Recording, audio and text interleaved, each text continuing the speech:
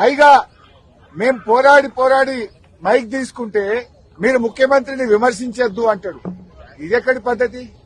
అంటే ఇలా రాహుల్ గాంధీ గారు పార్లమెంట్ లో ప్రధానమంత్రిని విమర్శిస్తలేరా? రాహుల్ గాంధీ గారు ప్రధానమంత్రి మీద మాట్లాడటలేరా?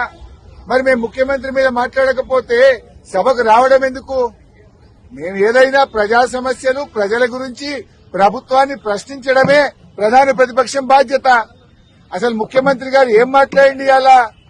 మూసీ నది కంపు కంటే ముఖ్యమంత్రి గారి మాటల కంపు ఎక్కువైపోయి ఇలా మూసీ ప్రక్షాళన కంటే ముందు ముఖ్యమంత్రి గారి నోరు ప్రక్షాళన చేయాల్సిన అవసరం ఉంది. శాసనసభను ఆయన ఒక గాంధీ భవన్ గా ఒక సిఎల్పి మీటింగ్ లాగా మార్చారు. శాసనసభలో ప్రతిపక్షాలు అడిగిన ప్రశ్నలకు ప్రభుత్వం సమాధానం చెప్తుందా? విపక్షాల మీద అదే సొల్లువాగుడు. బయట మాట్లాడిందే, గాంధీ భవన్ లో మాట్లాడిందో, సిఎల్పి మీటింగ్ లో మాట్లాడిందే, పబ్లిక్ మీటింగ్ లో మాట్లాడిన సొల్లువాగుడే అసెంబ్లీలో వాగుతారా? దీనికోసమైనా అసెంబ్లీ సమావేశాలు పెట్టింది.